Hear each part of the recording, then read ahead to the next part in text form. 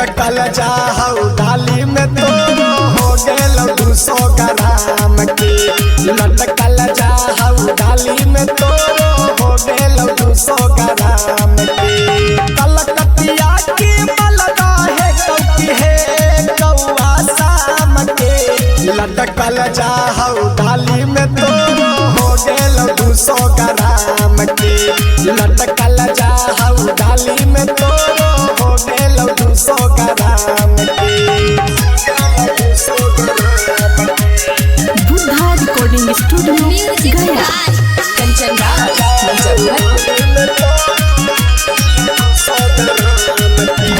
Tight हौ किलू छुके करे देना टेस्ट गे।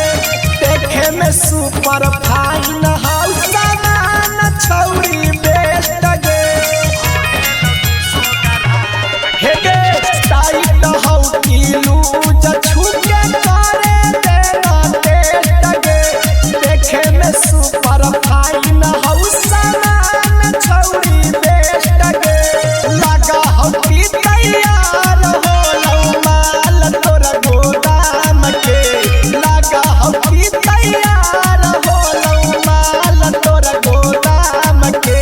लटकल जाहु डाली में तोरो हो गेल 200 ग्राम के। लटकल जाहु डाली में तोरो हो गेल 200 ग्राम के। हो गेल 200 gram music by Kanchan Raj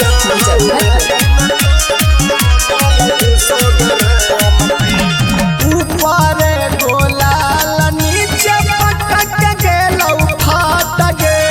करे दे अब से लनाता भाव जीतौ घाट गे। हे गे ऊपरे गोलाल नीचे पटक गेलौ फाट गे। करे दे अब से लनाता भाव जीतौ घाट गे। भूलना धरन दरा देतौ नाम सासाराम के। भूलना बुडुआ देतौ नाम सासाराम के। लटकल जाहु डाली में तोरो हो गेलौ 200 ग्राम के। लटकल जाहु डाली में तोरो हो गेलौ 200 ग्राम के।